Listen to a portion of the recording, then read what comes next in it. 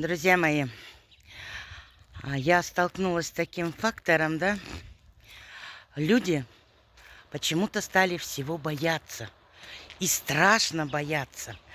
Они только слышат слово «бизнес», и у них онлайн, у них уже 100 ответов.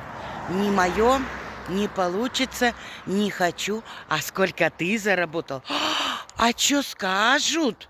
Друзья мои, у меня такая же ситуация была. У меня были все против меня, когда я пошла в бизнес. Дети кричали: куда полезла? Сидишь, сиди. А вот теперь мои дети радуются, видят, что я многого сделала и для дома, и что вот поездка у меня была. Радуются, гордятся даже. Даже когда у меня случилось с Телеграмом, что у меня отняли канал, да, меня сын, от кого я не ожидала, да, который больше всех кричал и возмущался, вот, он мне, знаете, какую фразу сказал? Ма, ну ты же у нас сильная. Ма, да ты все сделаешь. Знаете, как это приятно, мои хорошие.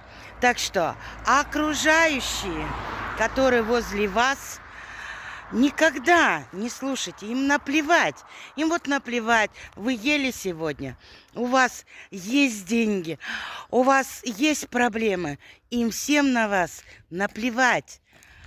Ну вот честно говорю, вот самое главное, что бы ни случилось и как бы ни случилось, вы захотите, ваше желание начать и действовать, и не слушать никого. И тогда у вас все получится.